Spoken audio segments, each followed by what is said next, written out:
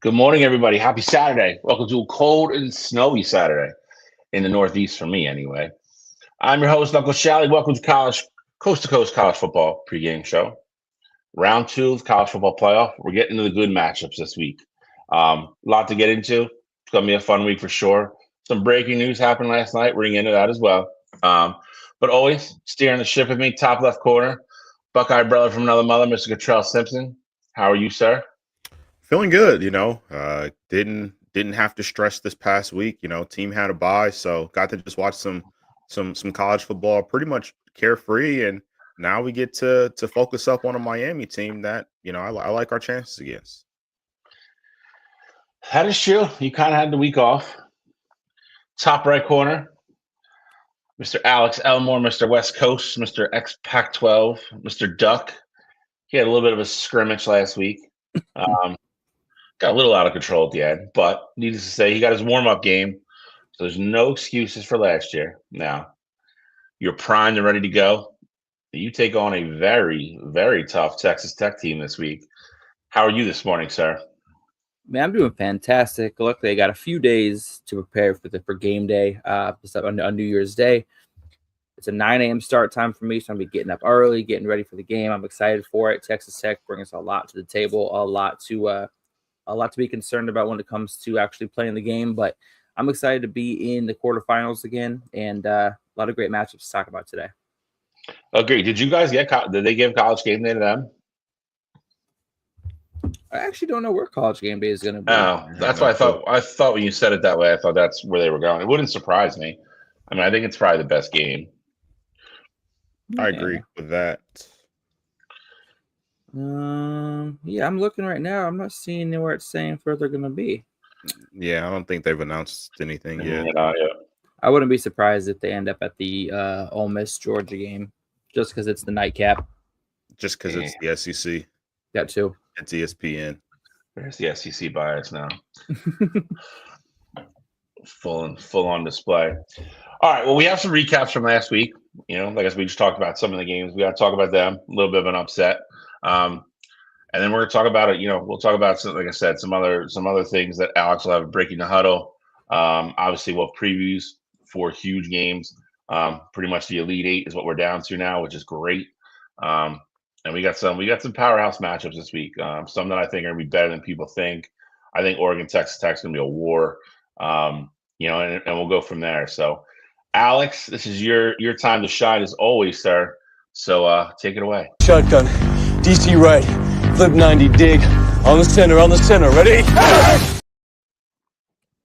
All right, welcome back to another week of Break the Huddle. We cover all the college football news from the week. This week has been a little on the slow side, so first off, we're going to jump into last week's college football playoff game, first round recaps. As we know, these games were played on college campuses. 1 second here while I get it up for us here. There we go. Here's the updated bracket for us. Obviously, last week we started out with Alabama, Oklahoma, kind of kicked everything off. Let's just start there, guys. Alabama, Oklahoma, fantastic game. I know we talked a little bit about it last week. But as the week's kind of gone on, have you noticed anything from that game that could play a huge impact in the Indiana-Alabama matchup?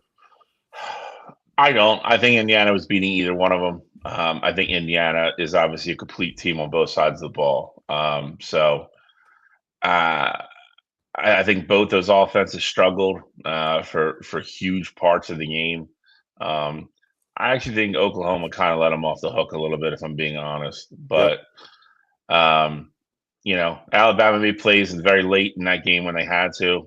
You got to give them credit there. Oklahoma didn't really execute real well coming down the stretch. I think there was a couple questionable calls with, what Brett Venables wanted to do versus, kicking field goals, timeouts, all that good stuff. Clock management was very suspect, in my opinion. I don't think he put the kids in the best position to win at the end. But that being said, I think they were already cooked by then anyway. 10 points in a minute and a half is tough. But again, I think Alex said it in the group chat when we were watching, and I think if you were watching the game and you didn't know the score, you would think Oklahoma was winning by a lot more than they were. I think they were the better team for a large portion of the game.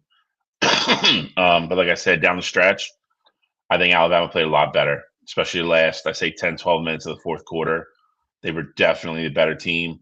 Oklahoma started to get real clunky. Offensive line started breaking down a lot, almost every other play. John Mateer was running for his life.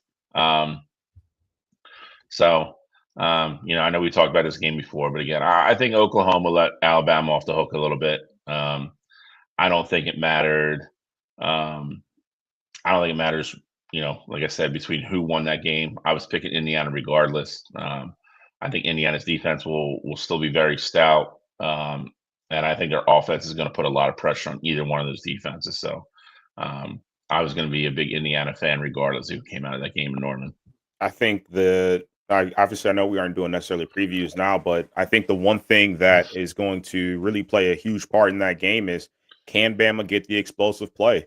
We talked about it to death about Ryan Williams and his fall from grace, and him just not being that superstar that we were used to seeing last year. But I think as a whole, you have Ryan Williams. We know what he can be. I know he hasn't been that this season, but we know what he can be. And if he is your third, fourth option on offense, you have to take advantage of those situations.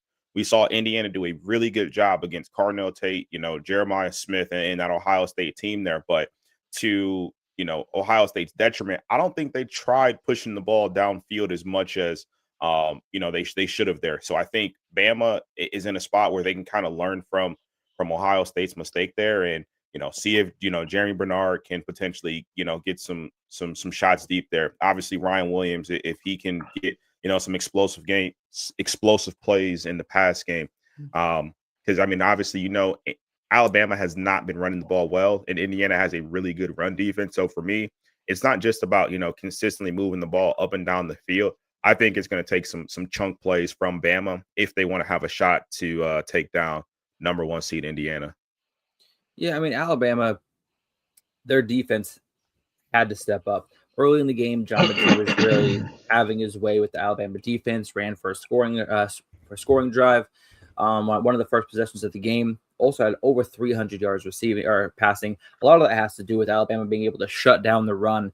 Oklahoma, we talked about this and we previewed this game. Oklahoma and Alabama, neither of them had a resemblance of a successful rushing attack, and combined, they only had about 83 rushing yards combined as a team, averaging combined, put the teams together, averaging 1.5 yards per carry combined for the two teams as well. John Mateer looked good, 317 passing yards. First game since the surgery where he truly looked comfortable passing the ball. But when you become one-dimensional like that against an Alabama defense, it gets really hard to become a successful and find success. So Alabama did what they had to do. I thought Oklahoma was going to pull this game out. Alabama found a way to come back down, set them down 17 points, ended up winning the game 34-24. It's really all you can say about that game. But continuing on, as we have a couple other games to kind of to recap really quick. Let's just jump over to that Miami A&M game. Another game that we thought was going to be an absolute slobber knocker. That word always pops up on this show. But Miami versus A&M ended up being a 3-point game. Was it 10-7 was the score? I was completely shocked about that final score. What did you guys see in that game? Sorry, 10-3 was the final score, not 10-7. What did you guys see in that game that was going on with both offenses? So for me, it was a tale of the defenses. Like, obviously, when you have a 10-3 ball game, defenses play a huge part. But for A&M, Marcel Reed didn't look like the Marcel Reed who had been a Heisman contender for 3/4 of the season. He didn't look like the same quarterback that was leading an A&M team to a record of 11-0 or whatever it was before they lost to Texas. And people were talking about Texas A&M being one of the best teams in the country. And then on the flip side of it, I would say I thought this was kind of the opposite. Carson Beck didn't necessarily go out and win Miami the game, but he didn't have those back-breaking turnovers either. And, of the two quarterbacks, if I would have had to put my finger on who I thought that would be, I would have said it would have been Carson Beck, but that wasn't the case. Carson Beck was really a game manager, relied on the defenses to, ultimately get them down there and, put points up on the board. But obviously, if you watch the game, the biggest story of the game was the kickers. The kickers absolutely had an awful day from both sides. Shanking 30-yarders, shanking 20-yarders. it was really bad, pretty much at every single aspect of that game. Because the offenses were somewhat moving the ball down the field, getting into that field goal range there, but you just couldn't trust your kicker to make anything. And then I think, too, it was interesting to see the last 3 minutes of that football game because Miami ultimately drove down the field. They gave the ball to Malachi Toney after he fumbled, and he was able to get that redemption kind of story, put the ball in the end zone. But on the flip side of it, A&M's offense hadn't looked as good as they did that until that last drive, literally all day. They moved the ball right down the field, no problem. Marcel Reed tries to fit it into a window that is absolutely not there, and it ultimately ends up being a turnover, and Miami goes on to win the football game. So for me, I would say the biggest takeaway for me was, the uncharacteristic turnovers and just really clunky looking offense from A&M. But the biggest story to me, though, was the kickers, especially with Miami's kicker being a Lou Groza Award winner this past year and, him struggling the way that he did in that game. Yeah, I mean, listen, this time of year, I mean, and we've seen it before, to piggyback on the kickers, it's these games can be won and lost with a missed kick. To have a Lou Groza guy, to Cottrell's point, kind of fold as much as he did in that game was a little surprising. Hopefully they'll have it fixed, and he'll get all the shanks out of his system this week of practice. But hopefully, well, yeah, for you, don't matter to me. But it is. I thought this game was going to be low scoring. Now, I will never sit here and take credit until I tell you I thought it was going to be 10-3. I said the game was going to be low scoring, and I thought Miami was going to win. I thought Miami really did a really good job. The strength of that team, like we've said, is their two lines: offensive line, defensive line. That defensive line get Marcel Reese in the pocket for the majority of the day. I thought they had a really good game plan. I thought they were like, we're going to send our front four pretty much every time. Do you want to sit back there and pass the ball 40 times? We don't think that you can beat us. It was a great strategy. He had a couple really bad throws. He had a couple throws that should have been interceptions that weren't. And then he had the one at the end that Cottrell already mentioned that was just awful. It wasn't there with a perfect throw, and it was a bad throw. Wasn't where it needed to be, and it was late. It was not good. Little bit of a more learning for him, and setting kind of A&M into kind of the off season is kind of a thing. I think they gotta feel kind of stunned, if I'm being honest. Start the season 11-0 and then kind of lose your last two back to back the way they did. They probably have they probably feel a certain way about some things, but I said it on the show. I don't think that, I'm not, I know we're doing previews, but I think Miami is very capable of giving Ohio State a very good game, especially on a neutral field. Not saying I'm picking them to win, but I think the things they do well can give Ohio State problems, at least slow them down a little bit. But we'll get into more of that later in the show. Alex, where do you want to go next? We're going to Oregon next because I'm not leaving that game for last because it wasn't a great game. We will go Oregon, James Madison. I will say this. I think James Madison, they never stopped playing. They never gave up. I applauded the effort and everything else. I think they played as well as they could have, and they played tough, and they played for each other for 60 minutes. They were just outgunned, and I think we all knew that going in. I thought we all knew that was going to be very obvious, but they hung in for a while. I'd probably say I think Oregon scored the first drive in the second half, if that's correct. I think, and that was kind of like, all right, they're down like 3.5 scores now. This is going to get kind of ugly, but they kind of battled. I know they scored a lot of points after Oregon pulled their starters, but to make it way more respectable, but. The kids fought, man. I hope they enjoyed their experience. They earned it. I don't care what anybody says. I'm not going to change my opinion on that. But Oregon, I think it was a good tune-up for Oregon. Kind of get the cobwebs out and be ready to go and get ready for Texas Tech, which is going to be an absolute war. So it's kind of where I'm at there. Yeah, I mean, the Oregon game versus JMU, Oregon scored in every single position they had. First 6 drives were touchdowns. It's hard to look for negatives here, but I was happy with how the coaches responded after the game, saying that they were not happy with how the Oregon Duck defense kind of closed the game out. Yes, we had our second string and third string players for the entire fourth quarter as far as defensively. But you still can't let a team, come back and score 34 points on you like that and ultimately cover the spread. But like I said, JMU had some fantastic playmakers, especially Barnett the third at quarterback. He looked fantastic, 273 yards passing, 2 touchdowns, no interceptions. He also had some great runs on the outside, including a 14-yarder. He entered the transfer portal this week, which he may get brought up here shortly when we talk about the transfer portal. But I think JMU definitely deserved to be here. They earned the right to be here. Oregon absolutely dominated this game, and JMU put up points against our second string. So I can't be too mad about it, but I'm very impressed with how the Oregon coaching staff kind of attacked the situation like we did not do good enough to close out the game. We need to improve. That's the kind of mindset I want my coaching staff and my players to have going up against Texas Tech in this next round, is that we are not good enough yet. We still have things to improve. Let's keep moving forward. So great game, great win. I'm excited for this week, and I'm excited with how the coaching staff handled the late game letdown.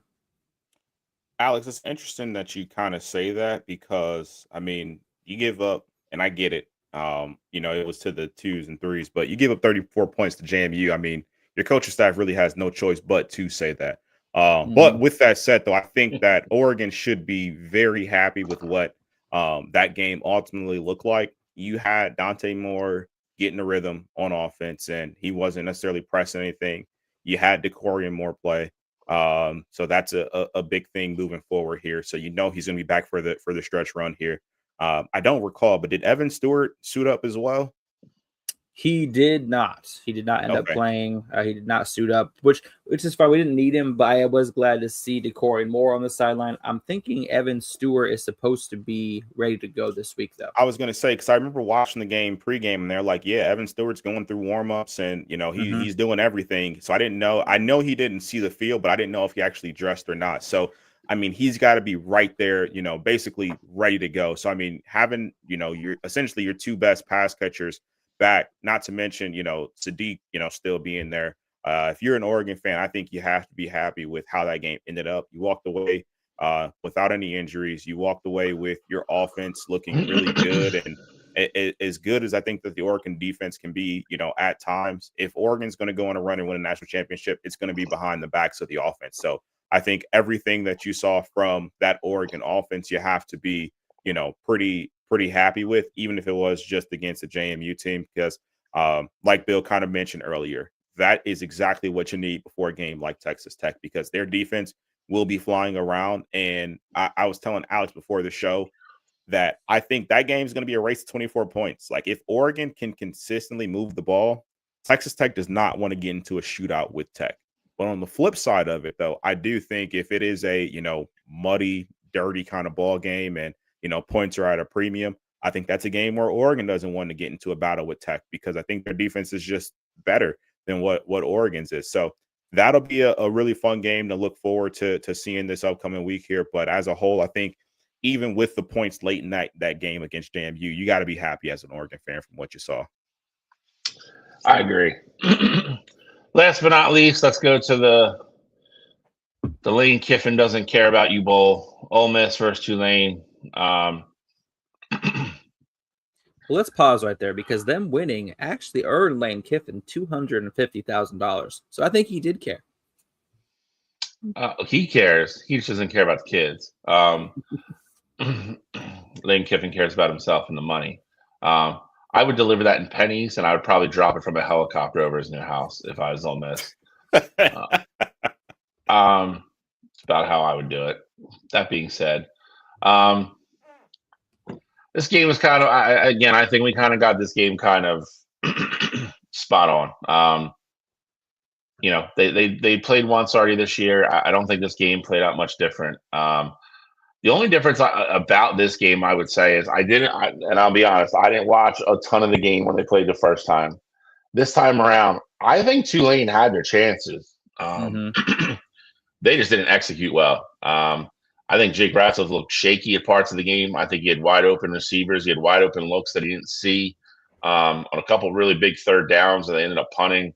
And you just can't keep giving the ball to Shamlis in that offense over and over and over again, and keep your defense on the field that we already knew was going to be a little overmatched. And they got tired, and then you started seeing the chunk plays come. And Ratliff and that offense just couldn't stay on the field. They had the shots though. I mean, again, there was I think it was a stretch of 4 or 5 third downs in a row that they should have converted and they didn't. And Ole Miss took advantage every single time. In the end, I don't think it was going to matter. I think Ole Miss was, just the better team, and just Tulane was a little outgunned anyway. But got to give them credit for winning. I think they played a pretty good game. I don't think they're going to get away with anywhere near the stuff they got away with against Georgia, obviously. But Ole Miss wins at home, survives on. Those kids get to play another game, which is going to be really fun. It'll get really interesting if they win this game, the next game, because the portal thing is going to become an issue then. And then we'll see how close everybody really is. But part of me is actually hoping for that anarchy, but we'll see what happens.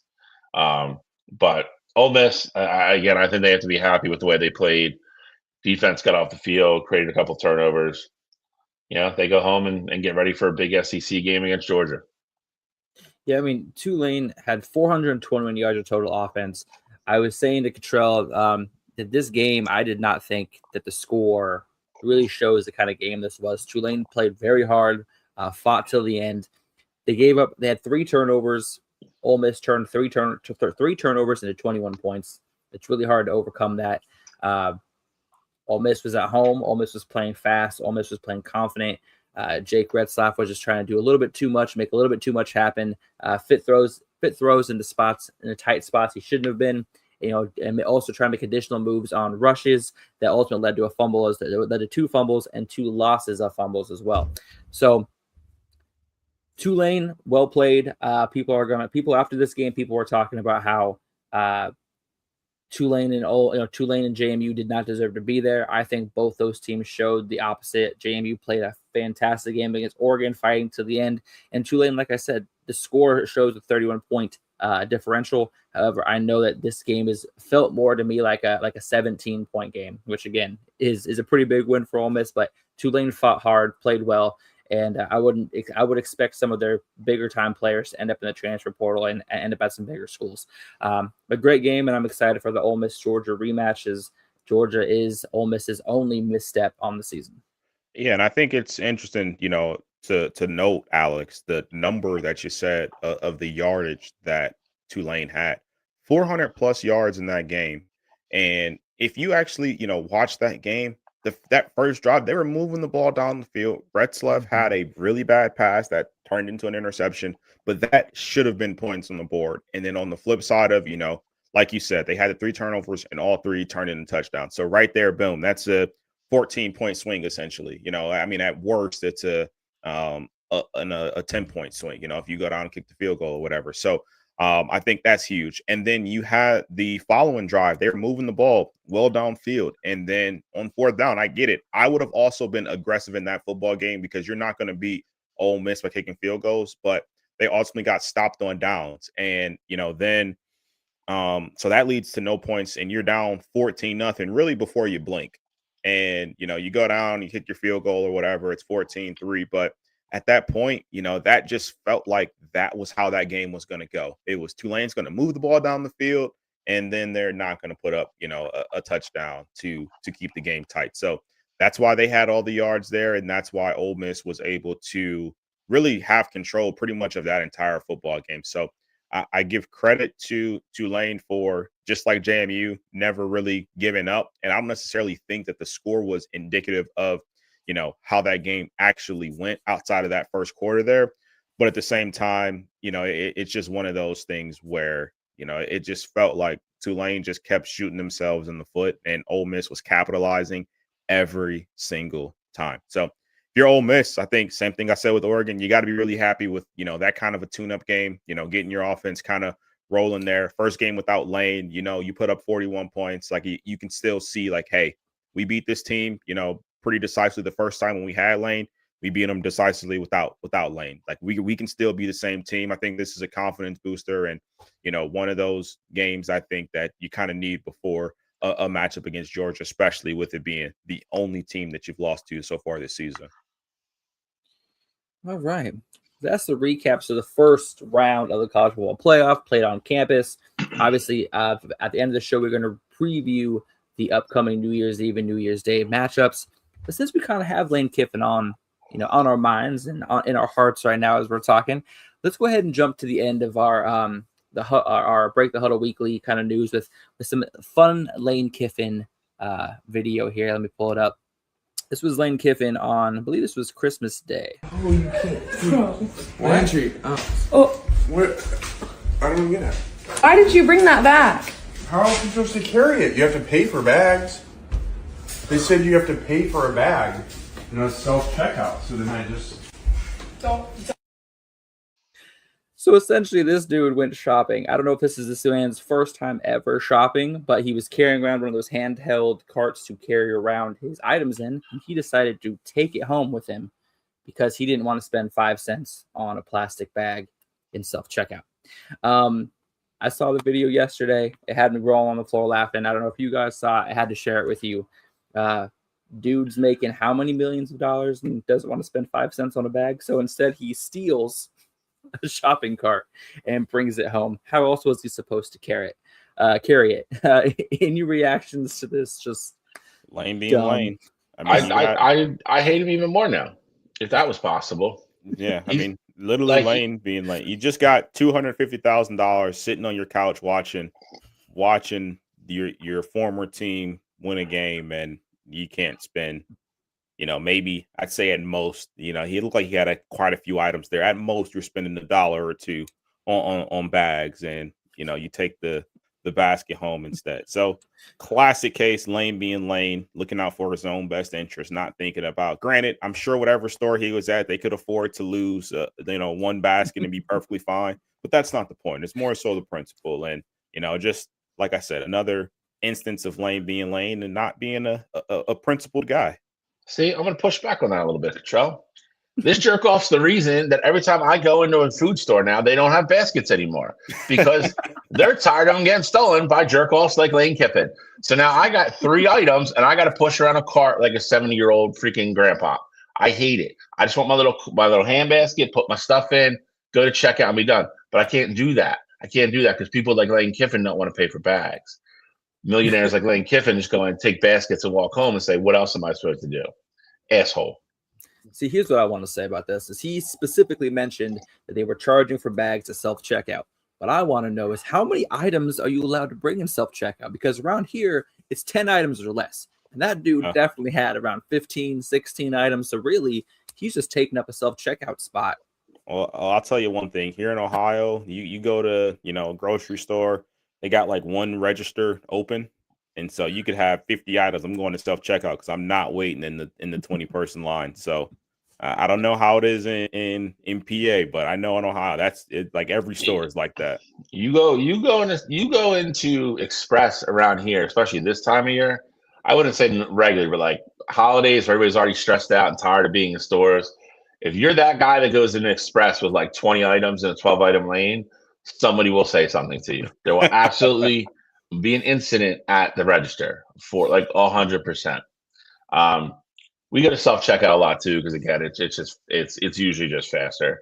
Because I don't want to get stuck behind, the person that's shopping to feed their, 25-person family party and they have 800 things on the conveyor belt already. I'm not waiting for all that. So a lot of self-checkout. Yeah, I'll tell you what though, Lane Kiffin's about to get a deal with Instacart after that whole debacle. I'll tell you that. But that's enough about Lane Kiffin. I wish whoever he stole it from wasn't like an LSU fan, because I'd call the press cops. Charges. Yep, Man stole my basket. Arrest him. Yep. Petty theft. We'll make him pay like $10,000 fine for doing it. Spent the night in jail for stealing a shopping cart. But we're going to keep this ball rolling. Bill, this is actually going to be your time to shine, my friend. I mentioned this name last week. you were actually, out of the names available, you were actually hoping this name would come to fruition. But Michigan now has officially found their head coach of the future.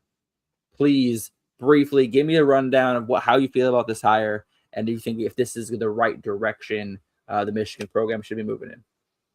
I mean, I think both those answers are easy. I think it's a great hire. I think all three of us in numerous times, and especially me and Cottrell, from doing wire to wire for so long, always been big fans of Kyle Whittingham. I think we've always asked the question too, like why he hasn't done this before.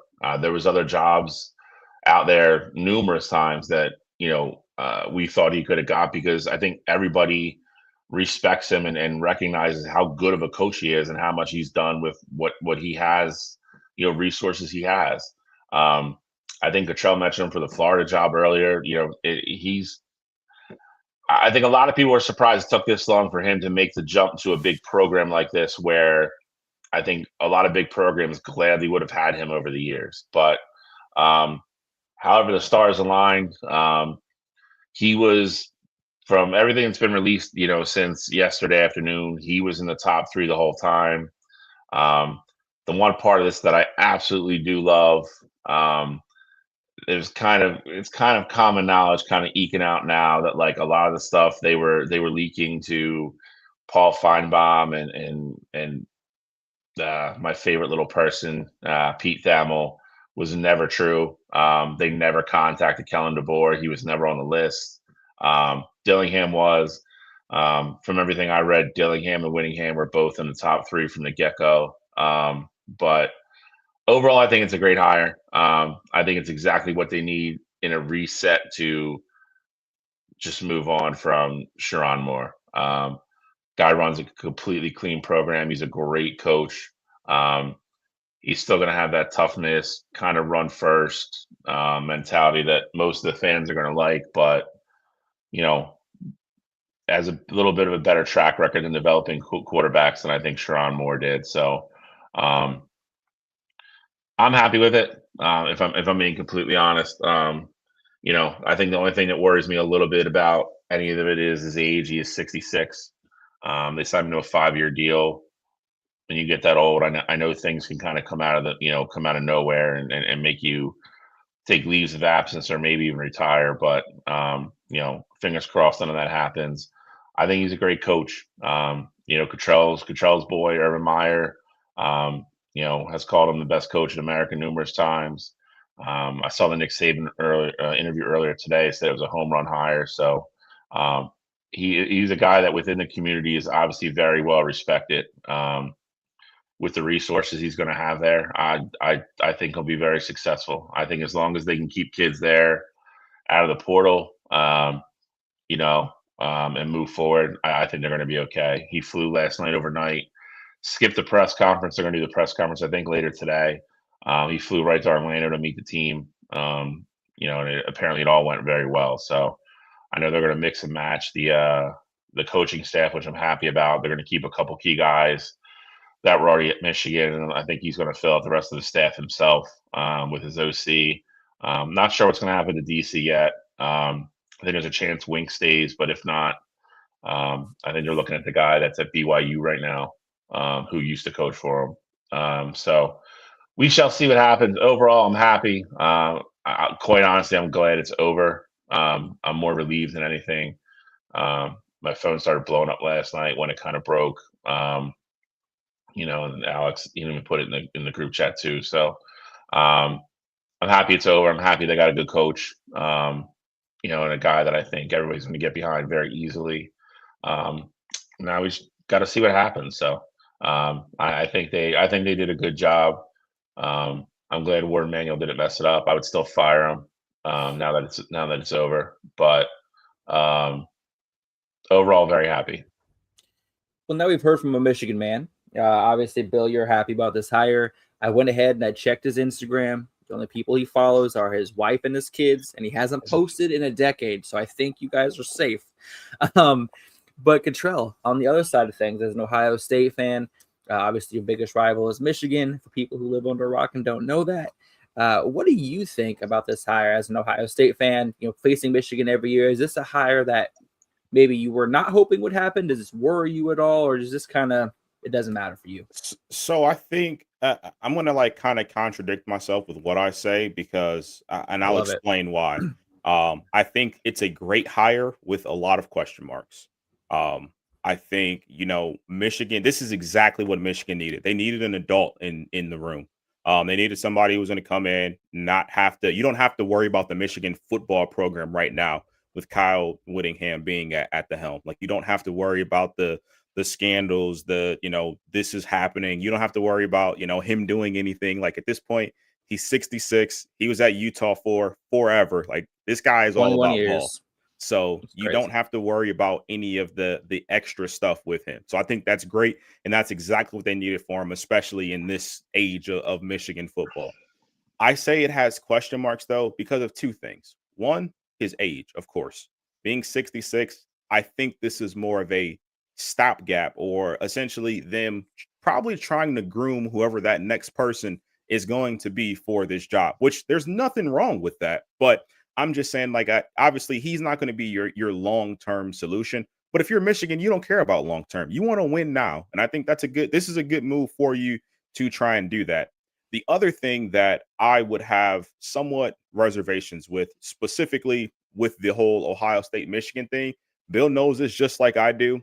It is always a crapshoot when you hire guys to be the head coach of either Ohio State or Michigan that have zero ties to Ohio or Michigan.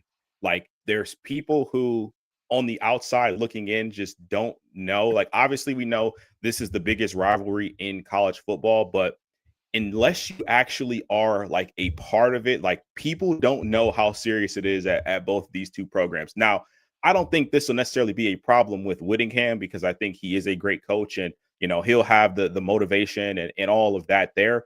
I'm just saying I know when it happens and you hire those outside guys, there is that sense that they don't understand like fully, what this rivalry like really means between the two there. But as a whole, though, I do think that, like I said, I think this is a good hire. The true question mark, though, is how long is he going to coach for? And then ultimately, like it is at Ohio State, the standard is beating your rival every year. And, I'm curious to see what that looks like for him moving forward. Well, we'll also say he's got a 5-year deal, $8.2 million per year. He'll make $8 million in 2026. Just like Bill said, he flew to Orlando, already met with the team. I think this is a fantastic. I'm just glad the Michigan job is filled. I think now they can finally start focusing on the things that are important, keeping the recruits that have signed, keeping Bryce Underwood in-house. Rumor has it Cam Rising might be wanting to check his eligibility and come play for Michigan. I'm sure he's out of eligibility, but you never know these days. Find some kind of waiver. That's right. And honestly, it's the perfect segue because the next news that we have is actually regarding about eligibility. Now, I have Diego Pavia pictured in this news frame, but his lawyer is actually petitioning. He has 23 current college football players in his petition that he's petitioning for an extra year of eligibility, and he is citing the NCAA's announcement that 7-foot center James Najee has joined the Baylor Bears college basketball team after playing professionally in Europe and also being drafted number 31 by the Detroit Pistons just a couple of years ago. Obviously, we're not an NBA show, not a college basketball show, but college basketball news is affecting the college football world. So obviously some crazy news was the guy, I believe, is 31 years old. He's going to be playing college basketball. I think he's immediately reinstated, so he's able to play for the Baylor Bears in their next game. And they are kind of citing that as a reason that some of these guys should get an extra year of eligibility. Obviously, a lot of moving pieces with this news, a lot of a decision still to be made. But do you guys have any initial gut reactions when you hear about all the eligibility issues that are being kind of talked about in the NCAA landscape? So I'll say this, and I think college basketball is their own shit show to begin with. But it is different over there because And just not get into the full basketball side of things, but it's different over there because those kids aren't playing 4 years out of college and then going on doing their own thing and petitioning to come back. Like in a lot of cases, like they're playing 1 year or they're not playing at all. Like they may go directly to the G League now that that's an option, or they go directly overseas because that's an option. In this case here, college football has it so easy. Keep it simple. You literally have 4 years to play football. If you play your 4 years, you're done. Like, let's not even make it complicated. You have your regular red shirt where you get the 4 games, and if you go over that, you don't get your red shirt. And you have your medical red shirts where if you get hurt, you're good to go back in. So ultimately, you have to look at that and keep it easy. Like there's no reason why we should be having these disputes. I now understand that they're switching it to JUCO eligibility is going to start changing things and things of that nature. But to try and look at it like, oh well, on the college basketball side, they're letting this kid that was a former second round pick ultimately go back to college and play basketball. It's completely different over there because the kid didn't play 4 years of college basketball and is saying, oh, I want another year because I'm not where I want to be professionally. That's completely different than what it is on the college football landscape side of things. Yeah, so first off, college basketball show. That'll be starting with the three of us soon. Just kidding. But I kind of fall pretty much in line with Cottrell on this one. I think it's really hard to compare football and basketball because basketball is structured differently. It just is. I don't think it's definitely not an apples to apples comparison by any means. And Cottrell, I think, really did a good job of like kind of explaining like the life of a basketball player is completely like way more different avenues than a college football player does. There's options to leave. There is the G League. It's so different than football. I think shit show is not an awful not an awful way to describe it. With most things NCAA related. I'm glad. I think Diego Pavia, I think, kind of needs to go away a little bit right now. I don't think he's had a great month, but at the same time, I'm also glad these lawyers are starting to challenge a lot of these rulings and everything because I think it's making the NCAA address certain things and address issues. And if there is loopholes there, close loopholes or open them, however which way they decide to do it. But it's giving a lot more clarity to a lot of people and student athletes in regards to what they can and can't do. So a lot of things, I hope they start to shut it down, close loopholes, but at least everybody knows then. And same difference if the loophole is going to go the other way. So that part of me is happy that these things are finally going to get addressed because I think the NCAA sat on their hands way too long with a lot of things and just kind of been like, yeah, just go do whatever you want. But we need to start to kind of like reel this stuff in and start to corral it and really, get, answers, not just for the schools, I think, but again, more importantly for the student athletes and their families and, allowing everybody to make decisions that, have different avenues, just, depending on which way you pick, or know that if you go that is a final decision, you're not coming back. We got to clean all that up. There's no reason there really shouldn't be this much ambiguity in it, to be honest. I think it should be more cut and dry. So hopefully it gets cleaned up. But that's kind of where I fall on most of it, to be honest.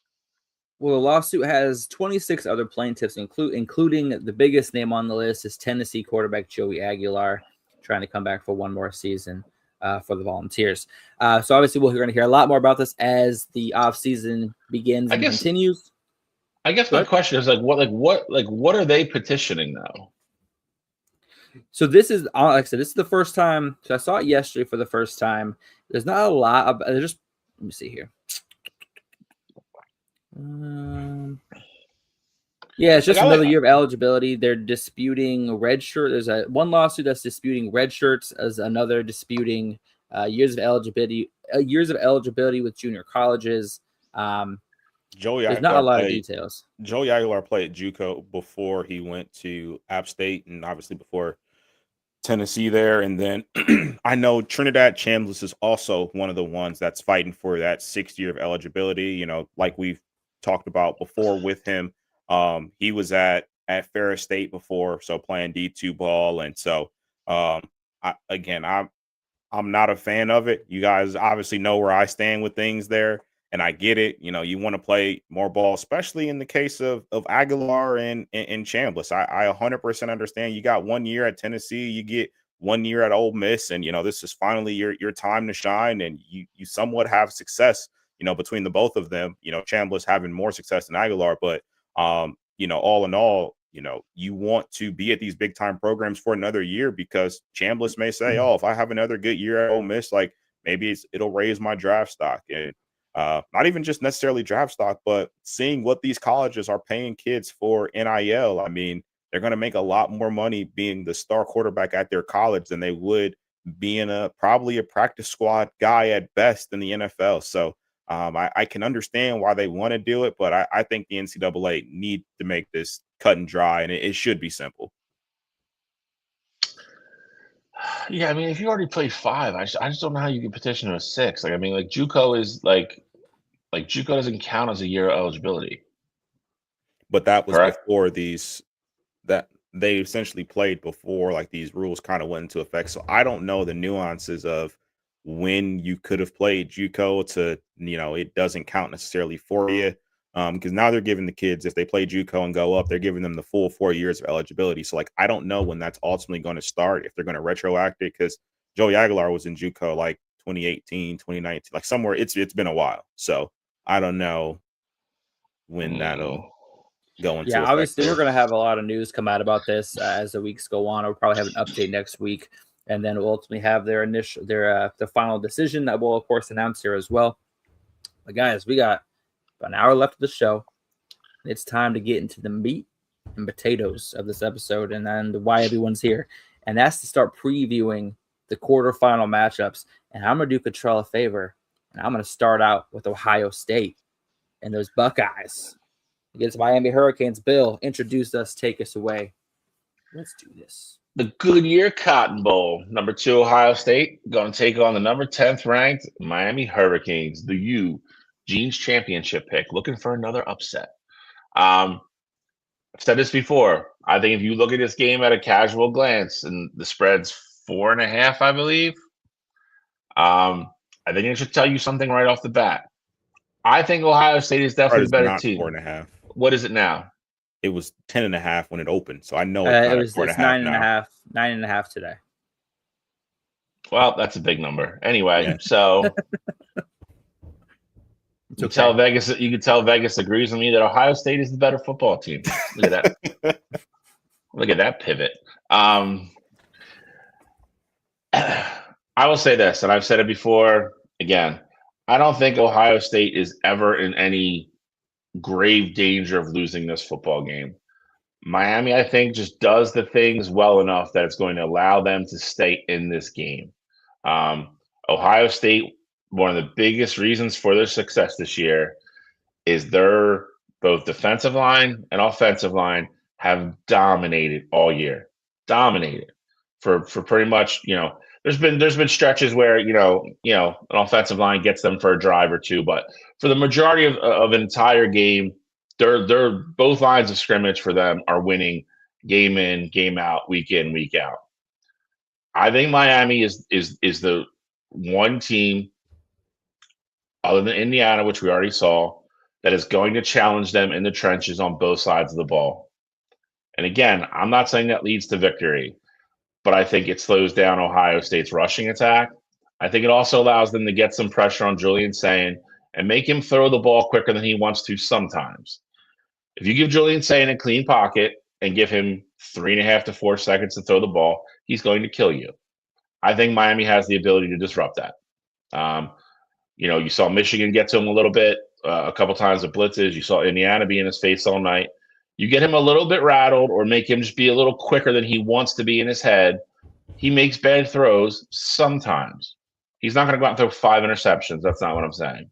But The flip side of this, however, for me though, is I think Ohio State's defense is still going to be the factor in this game. I think Miami's defense will absolutely keep them in the game. I don't know how confident I am about Carson Beck and that offense putting up points consistently against that defense. I think they're going to have to run the ball better, which I don't think Ohio State's front four is going to allow them to do.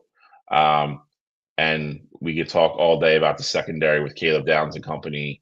I think they're going to take Tony away as much as they can. And at that point, I think it becomes a Carson Beck game. I think if Carson Beck has to throw the ball more than 30 times in this game against Ohio State, I think Miami's in trouble. I think it means Miami's behind and they're in trouble. And that plays right into Ohio State what they want to do. I think Ohio State wins 24-13. But I think the game is closer than that. I think maybe Ohio State scores or kicks a field goal to put it out of range, in the last 2 or 3 minutes. I think this is a very good football game, but I think Ohio State advances. Yeah, and Control, we'll save you for last, obviously, as these are your guys. Because that's what he deserves. Just kidding. That's what he deserves. No, look, I'm excited for this game. I'm excited that this is going to be a New Year's Eve game. 7:30 kickoff on the East Coast, 4:30 for us West Coasters. But there's a couple things that I think are going to play a big part in the overall outcome of this game, and that's one. How does Ohio State look after having essentially, was it 6 weeks between games? Is that 6 weeks since the last game? Or 4 weeks, something like that? I don't think it's 6. It's definitely not 6. They played like 2.5 weeks ago. That's what I'm. Oh yeah, because you guys had the championship. It feels like it's been longer. It feels like it's been a lot longer. Yeah, they were in the Big Ten championship game. Oh yeah, they're in the same situation Oregon was last year. And I saw, and I'm not comparing Ohio State and Oregon, of course, but as someone who has experience with their team getting a first round bye, I saw how Oregon came out last year against Ohio State in that quarterfinal game. I pray you do this. And they started extremely slow. So I worry and I'm concerned with how Ohio State's going to look, having not had game action recently. Granted, in recent interviews, Ohio State coaching staff has talked about how the intensity of practices, especially leading up to this game, have been very intense, iron sharpening iron. And of course, we also have the announcement that Ryan Day will be calling the offensive plays in the college football playoff. But here's what the benefit is for Miami. Carson Beck. He is probably their biggest focal point for their possible weakness, but it's also their biggest strength. He's played SEC schedules. He's played tough games. He's played in championship atmosphere and played championship type atmospheres. I know that this game is not going to be too big for Carson Beck. The question is can he play like he did last week? And I'm not saying he played well against A&M, but what he did do well was he limited turnovers. He did not make any bad decisions with as far as throwing the ball. I want to see how he handles that Ohio State defense. Can Miami score over 20 points? Because to beat Ohio State, that's what it's going to take. Can Miami put up 21 or more points? Or is Ohio State's defense going to shut them down like they've shut everyone down all year? And is Miami's defense able to kind of silence Julian Sayin and Jeremiah Smith and all those guys? I think Ohio State wins this game. I thought you were going to pick it. I want Miami to win this game. The only reason I want Miami to win this game is for the chance for an Oregon-Miami Mario Cristobal championship, headlock where Oregon can absolutely destroy Mario Cristobal and send him off on his ass. But realistically, Ohio State's the better team here. If Carson Beck can make some plays, reduce turnovers, and Miami's defensive front can eliminate and cause Julian Sayin uncomfortability in the pocket, then I think Miami has a chance to win. I just think that Ohio State's too much right now. I will tell you one thing that I vehemently disagree with, and that's the Carson Beck discussion. If Carson Beck plays like how he played last week, Miami will lose by 30. Carson Beck needs to be the, former 5-star kid that went to Georgia who was potentially touted as a future #1 overall pick for Miami to have success in this football game. Now, I'm not saying he has to go out there and throw for 300 yards, but just, dinking and dunking and getting 100 yards. If Carson Beck ends the day with 105 yards, Miami lost this game by a large amount. So for me, I think it's, a situation where it has to be someone steps up. I'm not necessarily just saying Carson does it all on his own. It could be, Malachi Toney makes big plays. CJ Daniels makes big plays in the pass game. I think that's where Ohio State can be had, because I do like I like Ohio State's secondary, but as we saw in the Indiana game, Matt Patricia loves to put those guys on islands, and you give them one-on-one opportunities with, like I said, CJ Daniels or Malachi Tony there. They are able to have big plays in the passing game. So I think that's where Miami really needs to exploit that Ohio State defense. And on the flip side of it, while I do think Miami's defense can potentially cause problems for Ohio State, especially up front, like I do want to see what Ohio State's line looks like going up against that Miami defensive line led by Ruben Bain there. But I ultimately think people are giving Miami's offensive line a lot more credit than they ultimately deserve. I get it. Carson Beck does not get sacked much, but I truly think that's more of a testament to how they play, and more so the quick game. Because if you look at their numbers in the rushing game, they're not even in like the top 40 as far as offensive line goes. And then on the flip side of it is, we don't necessarily have to get sacks at Ohio State to be effective defensively. Ohio State's not in the top 30 as far as sacks go, but we know the pressure that defensive line can cause. They make you want to get rid of the ball quicker. So I don't think getting after the quarterback and getting sacks is necessarily going to be a pivotal point in this game. I think it's more so going to be, can Miami get the big play down the field? And on the flip side, can Ohio State's offensive line handle Miami's defensive line? I think both of those answers are ultimately going to fall in Ohio State's favor there. I like Ohio State to win this game 27-10. Not that I think it's going to be necessarily a big-time blowout, but for me, I think this game is going to look eerily similar gameplay-wise to how the Michigan game looked for us, to where it was kind of death by 1,000 cuts. It's like you get the field goal, you finally go out and score the touchdown.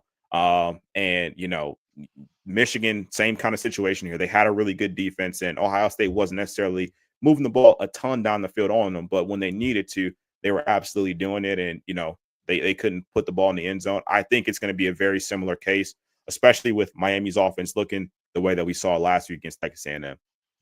I think that's a good comparison, actually. Listen, I love that we all think this is going to be a good game. At least it's going to be competitive. I will say this: I hate that this game is New Year's Eve. I think this has the ability to be. This is definitely one of the top two of the four games. There's no way this game should be on New Year's Eve night. I hate it. They could easily put one of the other games here. This game should definitely be on New Year's Eve day or New Year's Day. We're in the full slate where everybody just goes, "I'm watching football all day." This sucks that this is the New Year's Eve game. I will say two things that I absolutely love about this game, though, is, people have their question marks about Ryan Day being the play caller. Last time Ryan Day called plays was the game against Georgia in the playoffs, and I know we lost the game, but that was the most explosive that Ohio State offense had looked all season. The C.J. Stroud, Marvin Harrison, JSN, year there. That was the most explosive they had looked all year. So I'm perfectly fine with Ryan Day calling plays, and also it's taken pressure off of Hartline. Alex, we talked last week about, how our coordinators will look with them juggling, two jobs there. If Ryan Day is saying, "Hey, I'm the play caller," I'm sure Hartline is still in the meetings contributing and things like that. But at the end of the day, this is going to fall on Ryan's shoulders, where he can have 100% focus on that offense, because you don't have to worry about the defense. Matt Patricia has those guys. He's going to do whatever he does, and they're going to be fine on that side of the ball. So I'm good with Hartline calling plays. But the other thing I love about this game is that Jeremiah Smith is a Florida kid, and I want to say he grew up a Miami fan, and they absolutely hate him down there for not staying home and going to, Miami to play football. And he's like, "I know things are going to get chippy this week. Like, I feel it. They're against me. I hate them. Like, it's going to be a really intense game." I absolutely love to hear this. Take this game personal, because that's how you're going to have success. You have to have every game be personal, but best player on either side of the field saying that, this game will be personal, like, that makes me feel great about Ohio State's offense. I ain't giving Jeremiah Smith no freaking extra motivation. I promise you that. It makes me laugh, though, when you're like, "Oh, I'm not worried about Ryan Day offensive play calling." I mean, we're 0-1 with him calling plays, but I'm not worried. I mean, you score 40. If they score 41 points in this game, I'm sure we win. We lost the game. That was the missed field goal, right? Correct. We lost 40. 42-41 and we missed the field goal at the end. I Yeah, promise okay. you, if they score 41 in this game with Ryan Day calling plays, this is a game where our starters do not play the fourth quarter. Is that the one that if you would have won, you'd have played us in the final, the No, rematch? we would have played TCU in the final. Oh, The that's year we right. lost That's right. TCU. Yeah, okay. I got you. Yeah, that's I couldn't right. remember. All right, so looks like we're all picking Ohio State to win this game. So if you're at home, put your money on Miami. Next up, No, I don't know about that. we are going to the Sugar Bowl. Bill, take it away. In my opinion, this is the game that should be New Year's Eve night, or at least be number one on New Year's Day, and it's not. The fact that this is the primetime game is ass. But that being said, All-State Sugar Bowl. Is this in Atlanta? Yeah. Or is it in New Orleans? It says in it New is Orleans. in. Might be in New Orleans. It is at Caesars Superdome. Yeah, that's all right. So it's in New Orleans. Okay. All right. At least it's not a complete home game for Georgia. Spread is 6.5 for Georgia right now. I'm surprised it's not bigger, if I'm being honest. I think Georgia getting an extra week to rest up, coming off the SEC championship. I've said it for the last month and a half. This is a backwards Kirby Smart team. They usually come out at the beginning of the year, look dominant, and you're like, that's a team to beat. I think the first month and a half of the season, they were flirting with the begging to get beat category a lot, and they kept pulling games out. Finally lost one, but then the last month of the season, I think they've looked great. I think that defense is starting to look like a Kirby Smart defense. I think Ole Miss will make enough plays to stay in this early. I think Georgia wins by 2 touchdowns. I just do. I think they're going to be too much down the stretch. I like their defense. I think Gunnar Stockton will make enough plays. They've been running the ball better. We already mentioned Ole Miss's defense earlier in the recaps. They got off the hook with a lot of poor execution from Tulane, but like Alex said, they still gave up 430 yards, whatever it was.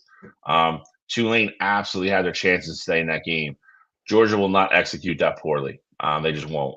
I think Georgia wins 31-17, something like that. I think Georgia's definitely the better football team. I think they firmly, take control of this game, and I think they advance to the Final Four. Well, I'm rooting for Ole Miss in this game, but I'm thinking that this game will be tight.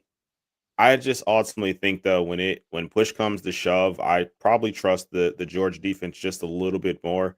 I think this game is closer than what you're giving it credit for, Bill. I see this one being a 27-23 kind of ball game.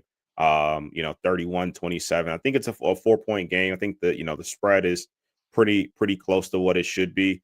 But ultimately, I think with Gunnar Stockton, the way he's been playing, he's been having a great year, and he's shown that he can be, the leader of that Georgia's team there. And Georgia's defense is actually starting to come around there as well. So I like Georgia to win a tight game, but like I said, I'm going to be rooting for Ole Miss. I hope they can pull it off, and I think if they do pull it off, it's going to take a performance, honestly, like the first game that they had before the fourth quarter. Trinidad Chambliss was dicing up that Georgia Bulldogs defense, but Georgia made their adjustments at halftime. So, hopefully Trinidad and company can figure it out there, but I think it's going to still be a little bit too much Georgia. So I like them in a close ball game. Disagree with me. It's nice to know that we're not going to agree on all the games today. Because when I look at this game, Ole Miss completely dominated Georgia the first time around up until that fourth quarter. They went into the fourth quarter with a 2-possession lead, 9 points, and Ole Miss's defense sat back, let Georgia dink and dunk them until eventually we had a game where Georgia was in the lead. Trinidad Chambliss is going to be the secret to success here. The one benefit that Ole Miss has over Georgia here is that Georgia only has one game of tape where Lane Kiffin is not calling the offensive plays. And I think that kind of bowl goes towards Ole Miss's favor as far as what they're going to be calling, play calling tendencies. I think Trinidad Chambliss is going to be able to get out, and I think they're going to use his legs a lot this game.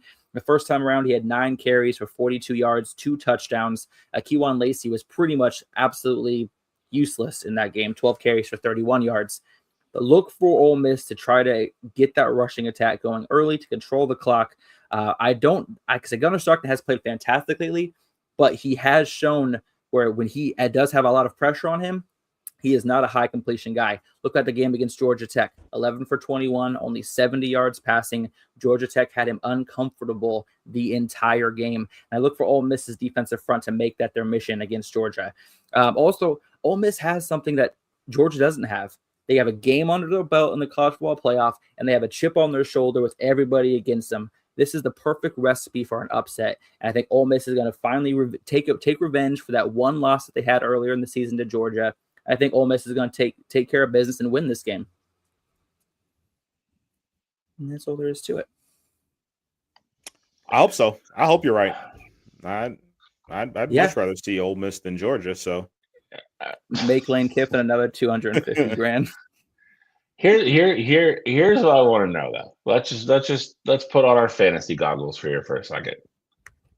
If Ole Miss wins the national championship, do they even invite him to like the official ceremony and everything? Absolutely not. They could not. Absolutely not.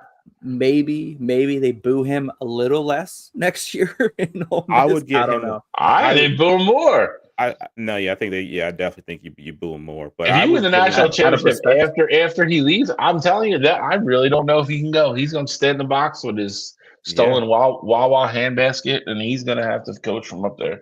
I would say though that I would not send him a ring. I send him a fake ring, like the ring that everybody gets. You just send them the replica that the fans can buy. I'm not sending the real thing with all the diamonds and stuff in it that we earned. But he was a part of the team, so you have to get him something. I'm definitely getting him a replica though. Oh, sign me up for that, Petty. Sorry, we ran out of allocation for the real ones. Here's your ring though. And it's got the cubic zirconia on it and all that stuff. No, just send him the shell and be like, if you want to put the diamonds in it, you got to pay for them yourself. Jesus. All right. Where are we going to next? Where are we going next? All right. I thought we were going to do this last the way this was going. Yeah, I just put them together this morning, so I really didn't think about the order too much. The old Capital One Orange Bowl. Oregon Ducks, Texas Tech Red Raiders, down in Miami, ironically enough. Where we were supposed to be, but they didn't want to give Miami a home game. So, I think you are happy about that decision. Oh, I'm very happy about it. I'm just saying, like, that was something that they truly thought about. It was either play A&M in the Cotton Bowl or play Miami in the Orange Bowl. But then Miami went out and won, and we're going to Texas. So I'm happy how it all played out. I don't think any of these teams should ever really be able to get a home game this late in the season. But Facts. That's another discussion. All right, this is first tomorrow, correct? 9 a.m. On New Year's Day. Oh my god, 9 a.m. It's so bad. Well, our time, 9 a.m. It's our so time. bad. How this is possibly how you're going to make people. Yeah, so it's going to be a straight 12 kickoff. This is there's no way this should be the first game. This is debatably the best game of the four. There's no way this should be the first game. That being said, I think it's going to be a very good game. I really think this comes down to Texas Tech's offense against Oregon's defense.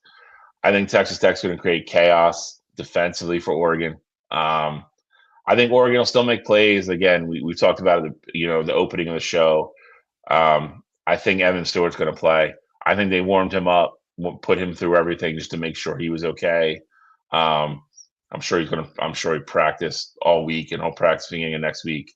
I think they just truly wanted to gauge to see where he is and make sure he didn't get hurt for this game. So I think Evan Stewart plays, which gives Dante Moore another weapon.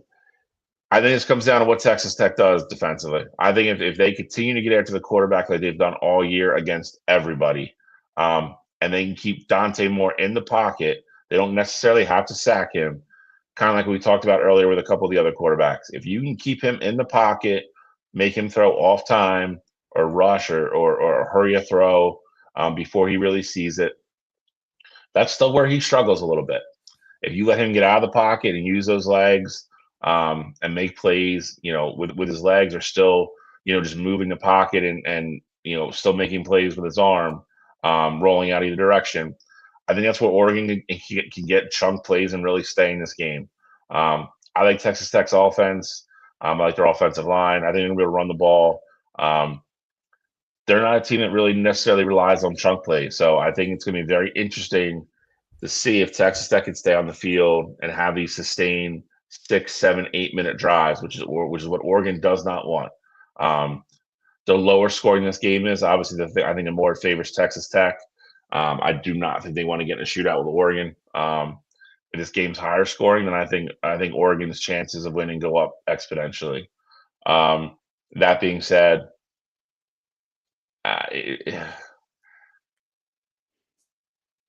Say it, Bill. Say it. I'm picking Texas Tech. You son of a. I like Texas Tech to win. I think 24-17. Again, I think this is a great football game. I think this is probably the best game of the 4. I hate that it's at noon, but I'm really looking forward to this game. I really am. I think Oregon's upset chances are definitely there. Don't get me wrong. I think they have every capability. Oregon's the favorite. Oregon's the favorite by 2.5 points. Texas Tech. I got Texas Tech 24. I got Oregon 17. Weak ass Big 12. Jesus, the best. Whatever. All right. So, I mean, I think Bill hit a lot of the key points for me. And I like I said, I was telling Alex before the show this as well. I truly think this is the race to 24. Like that was like my number that I said, whatever team gets there first, like that's where the game is going to be won. And for me, again, as good as that Texas Tech defense is and as dominant as they've been in games where Baron Morton has been their starter, on the flip side of it, you're going up against the Ducks team that is now going to most likely have DeCorian Moore, Evan Stewart. Who's the other one? Benson's been going off. Malik Benson's been not going Malik off. Benson. The other, McClellan, 11. Dude, Benson's better than McClellan, but yeah, they got McClellan back too. Yeah, McClellan like there as well. Like I think this is going to be Kenyon Sadiq, another one I didn't mention. I think this is going to be a battle of can Texas Tech stop the explosive play, and I feel like that's been like my theme of the playoff here. That's what Oregon loves to do. Dante Moore throws that seam ball probably better than anybody in all of college football, whether you have Sadiq going up the seam or you got DeCorian Moore, in the slot going up the seam. I think that's really where you have to kind of defend that. But as a whole, though, can Oregon have success in the run game like they've had the past few games with Davison and the other one, Noah? Noah Whittingham. Noah Whittingham. I don't know if that'll be the case or not. I think this is the best game of the entire week next week. I'm rolling with Tech here as well. I got Texas Tech winning 24-20. I'm going to cut your Achilles. Jesus. That's aggressive. I got Texas Tech winning 24-20. I think this is going to be a tight ball game, but it's going to come down to whose defense can get a stop at the most, pivotal moment in the game. And I trust Texas Tech to do it just a little bit more. I want to see if they show up throwing tortillas everywhere. That's what I'm waiting for. They're not at home, so they shouldn't get fined. Somebody better fly them in. It can't be that hard to find in Miami. That y'all both chose Tech because now I feel much more confident about Oregon winning. Oregon opened up as 1.5 point favorites. It's now been 2.5 point favorites. The public is 74% behind Texas Tech right now.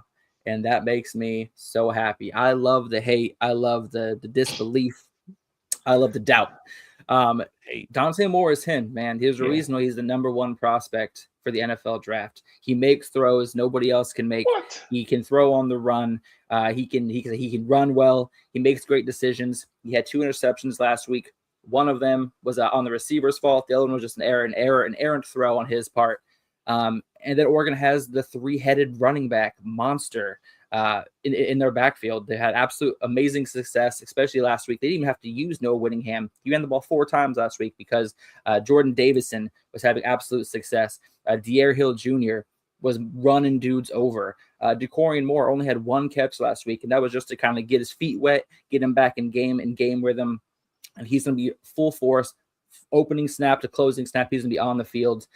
Kenyon Sadiq, the Juwan Johnson. We have 2 tight ends that are both NFL caliber tight ends, with Kenyon Sadiq being an absolute workhorse, who's going to absolutely shine this game. Texas Tech has the most expensive roster in this country. Was it $25 million spent on that roster alone?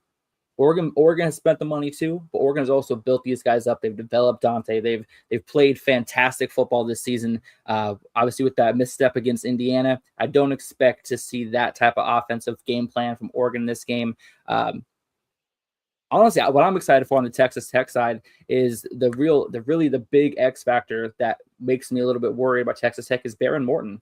When that dude's on, that dude can be anybody in the country. There's not a lot of throws he can't make. He's got a huge arm, and he has a lot of weapons to throw to. But I think Oregon's going to come out of this game. Obviously, it's the quarterfinals. This game could go either way. I think Dante Moore is, like I said, showcasing why he's the best quarterback in the country. He's going to show it again on was it Thursday? Is New Year's Day Thursday? Gosh, my days are all backed up. He's going to show the country on Thursday. The Oregon Ducks secondary, one of the youngest and best secondaries in the country. 2 top 10 rated cornerbacks are going to shut down Texas Tech's outside game.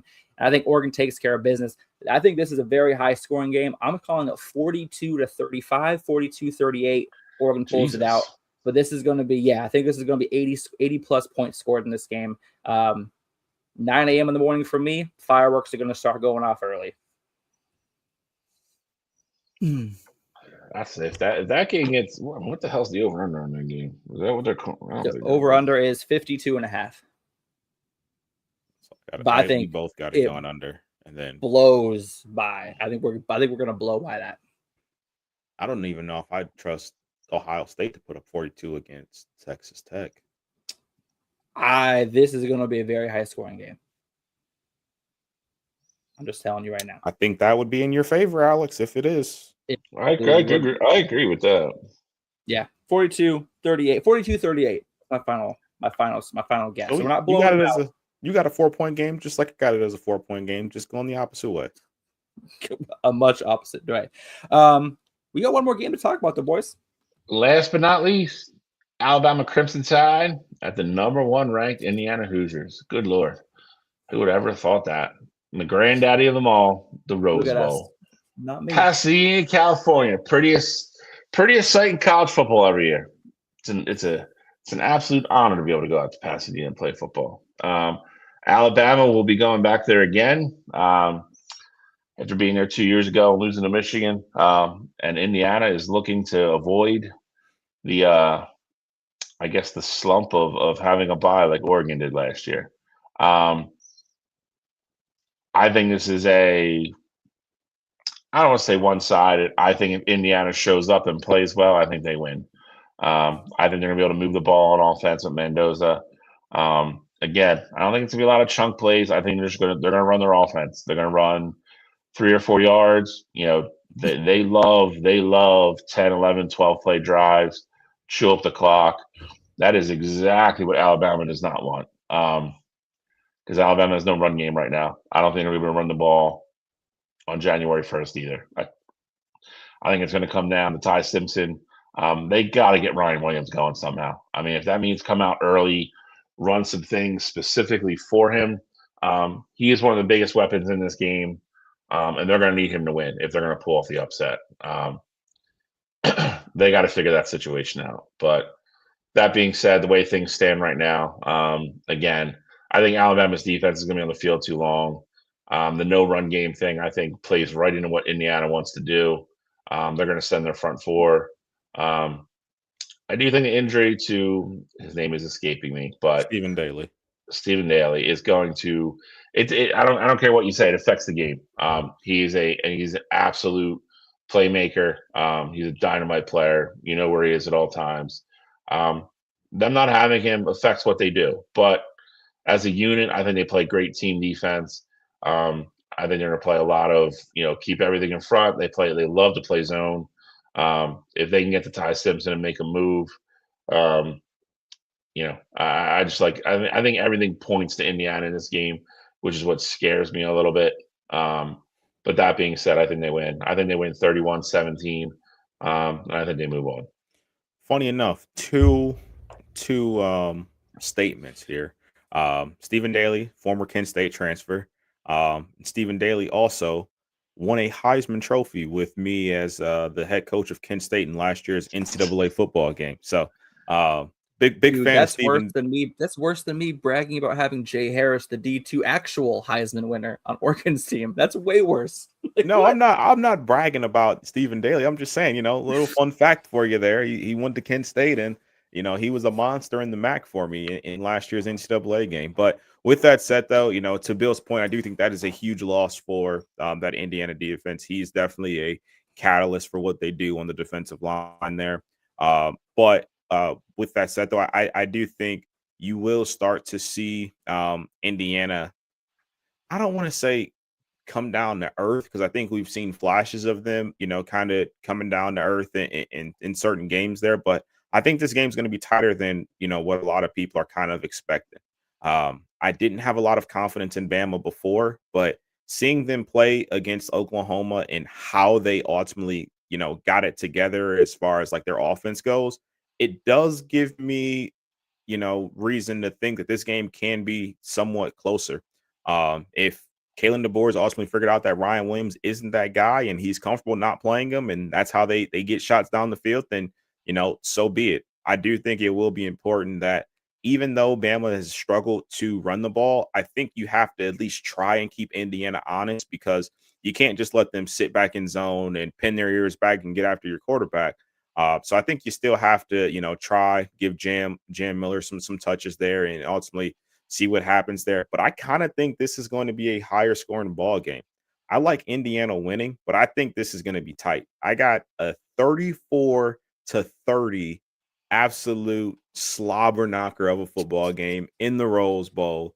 I just think Indiana is going to be slightly too much for a Bama team who a lot of us said shouldn't have been there. I was one of them. But I think Alabama gives Indiana everything that they can handle in that football game. I'm just gonna say it. Just come out right away. Alabama is eliminating Indiana on New Year's Day, without a doubt, unequivocally. It's happening, and this is why. Two reasons. One, Indiana sets up their pass via their run. Alabama's run defense has looked fantastic over the last couple weeks. Between the Georgia game and the Oklahoma game, they're only allowing 2.5 yards per carry between those two games. And the other reason why I have Alabama winning is Fernando Mendoza is the worst Heisman Trophy winner that I can remember. And this is why. I have stats to back those up. 27 of his 33 touchdown passes came against Kennesaw State, Indiana State, Illinois, Michigan State, UCLA, Wisconsin, and Purdue. His other 6 touchdowns, he went 6 touchdowns and 5 interceptions against actual defenses like Iowa, Oregon, Penn State, Maryland, and Ohio State. 6 touchdowns and 5 interceptions in those games. Alabama's defense is on par, if not better, than Maryland, Penn State, and I'm not going to say Iowa there. I almost got ahead of myself there. Iowa's defense is better than Alabama's. But what I'm saying is, whenever a high-pressure defense comes into town, Fernando Mendoza does not perform like he does against lesser competition. Alabama's defense is coming to play. They're playing the best defensive ball they've played all season. And I think after the break, Fernando Mendoza is going to throw 1, maybe even 2 interceptions. That's going to lead to 14 Alabama points. And Alabama's going to win this game. I'm thinking 38-24. Indiana makes the second half run. But I think Alabama takes care of business handedly against this Indiana team. That's very interesting. Bill thinks Indiana takes care of business handily. I think it's a close win for Indiana. And then, Alex, you're the opposite way. You got Bama dominating. Only one of us can be right. I do. Look, Fernando Mendoza's stats don't lie.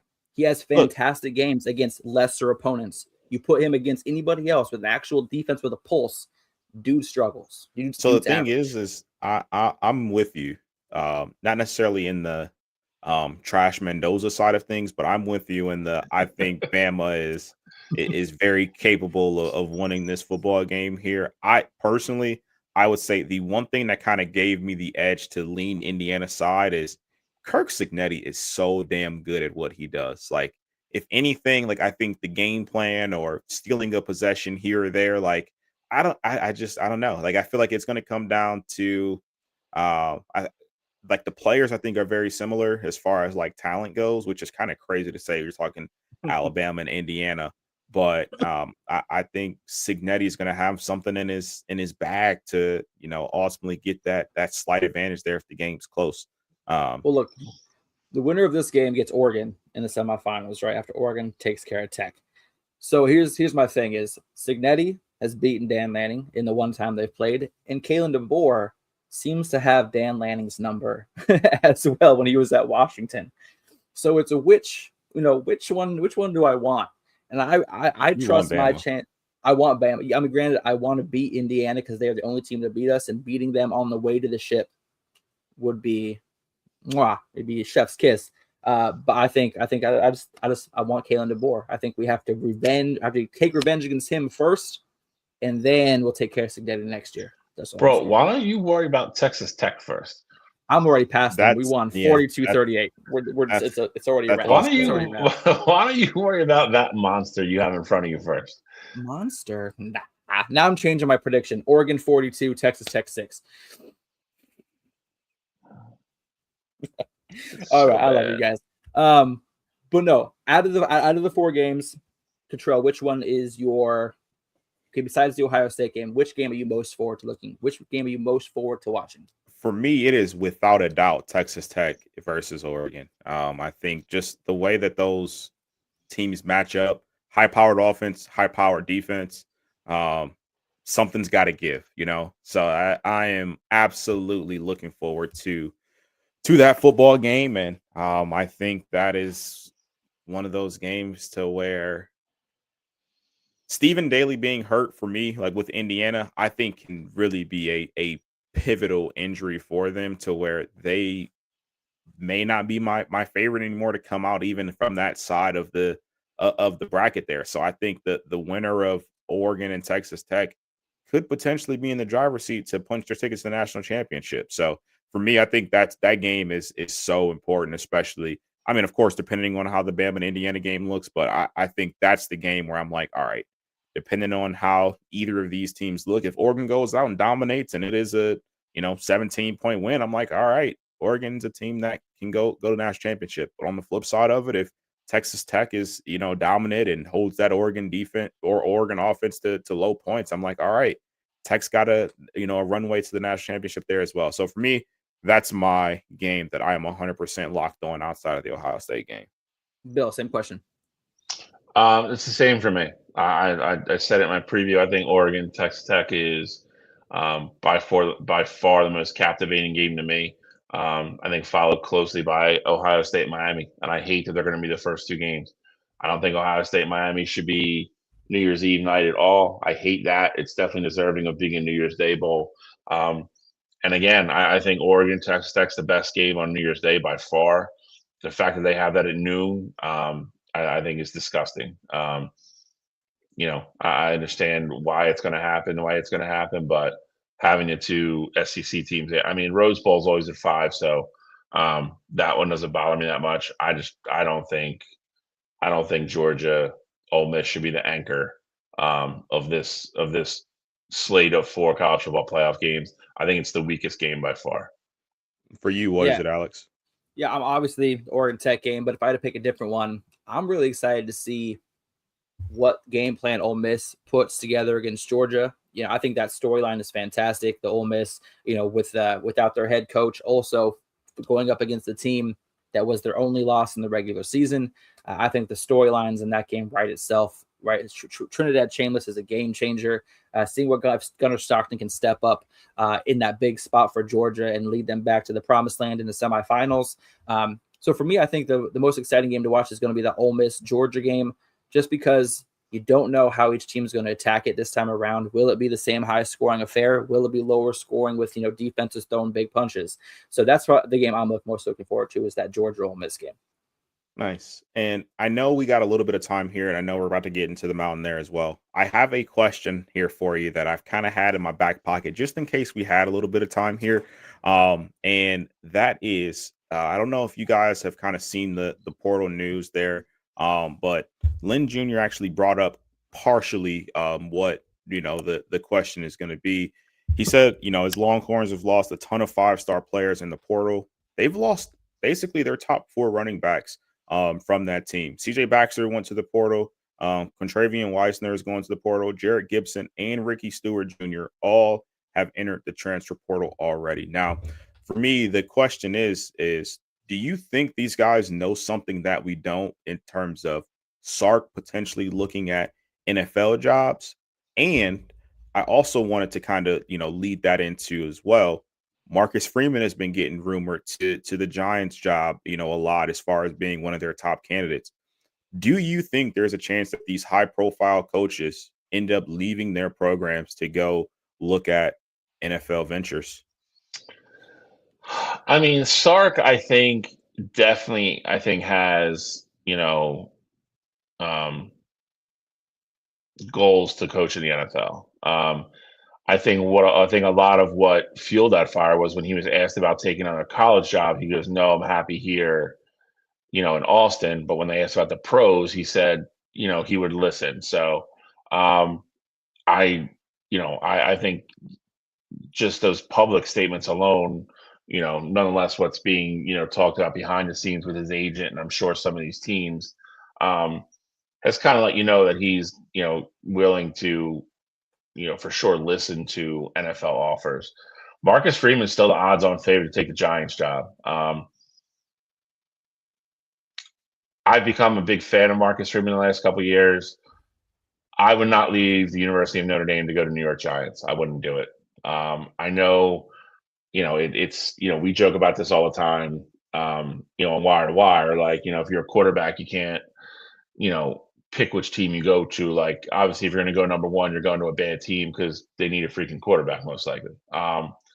And a job's not coming open in the NFL for a team that's super successful. It's open because the coach before didn't get it done. So, New York's a big market. It's not a situation where I don't think Marcus Freeman couldn't handle it. I just don't think that team is close to being in a position roster wise for him to succeed. And I think he'd be walking away from, one of the best college jobs in the country to maybe go fail. I wouldn't want to see that. But again, if your goals are to coach in the NFL, then, I don't know if you always get those phone calls. I hate to say it.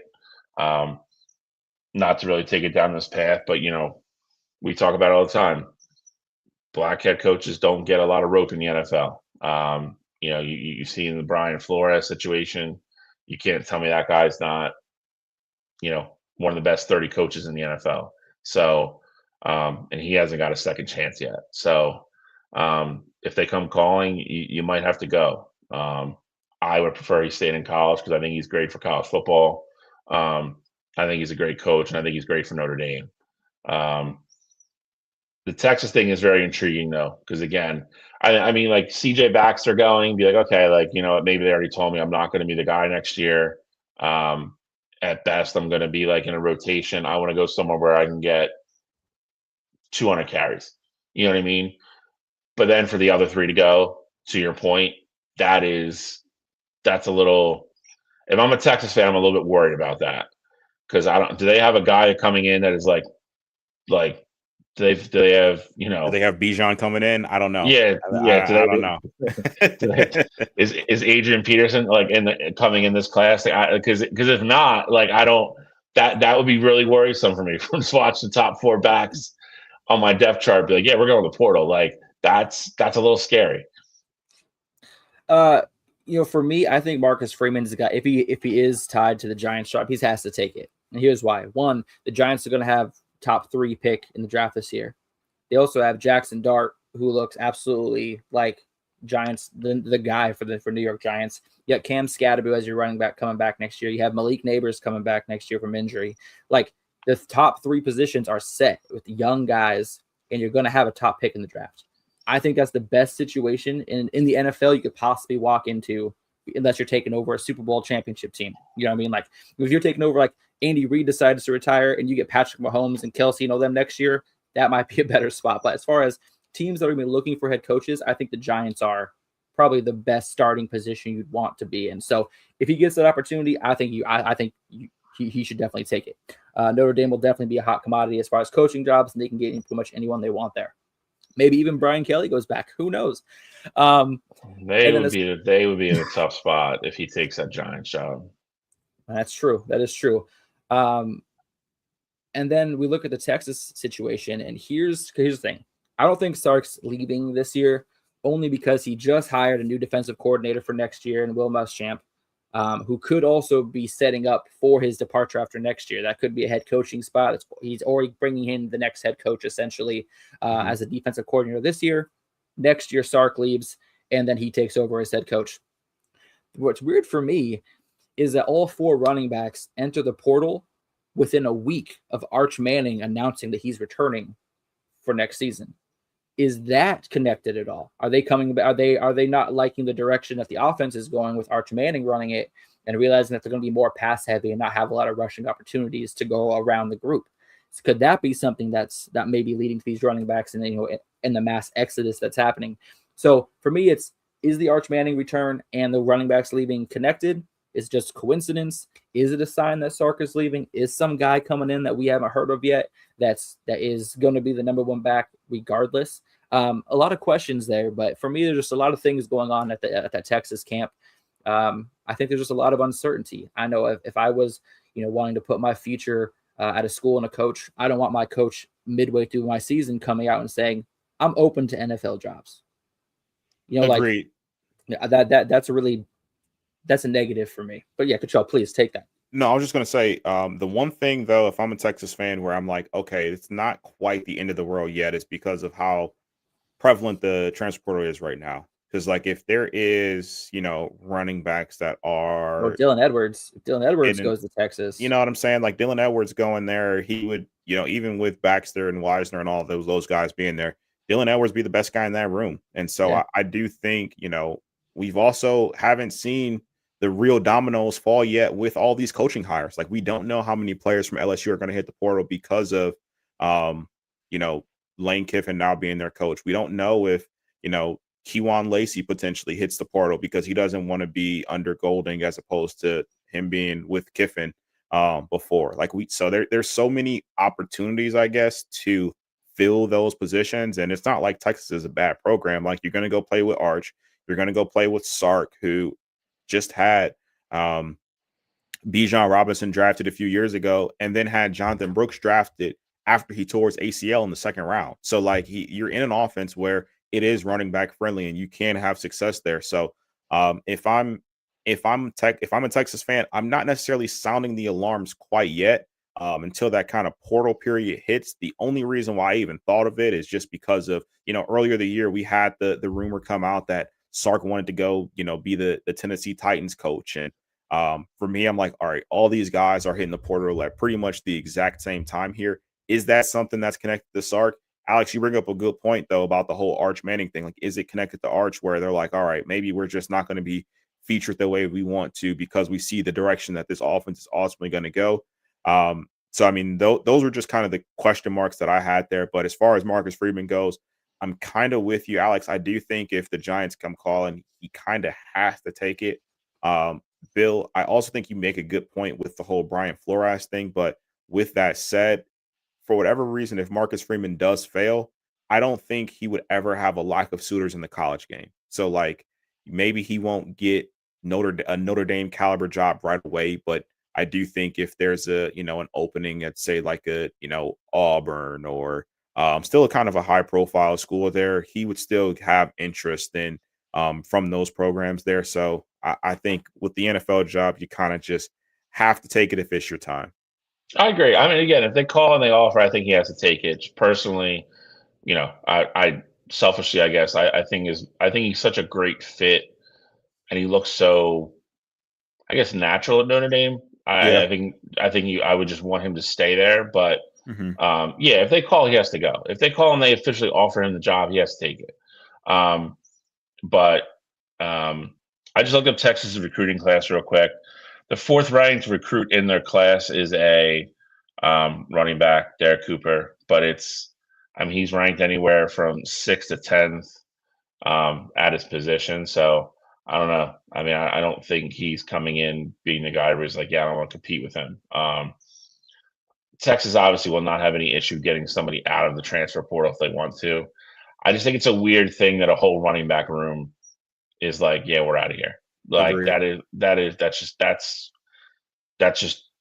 I can't think of the last time that happened like that.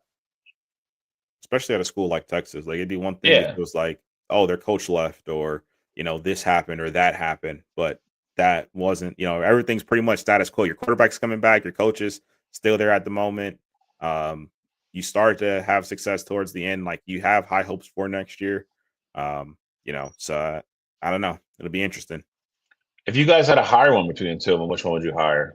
Well, hold on a second. I'm sorry. I'm reading this that Chad Scott, who was the running back coach at the University of Texas this year, was let go by Texas.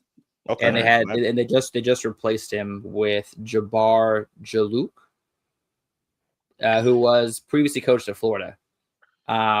So possibly it could be the coaching change that could be.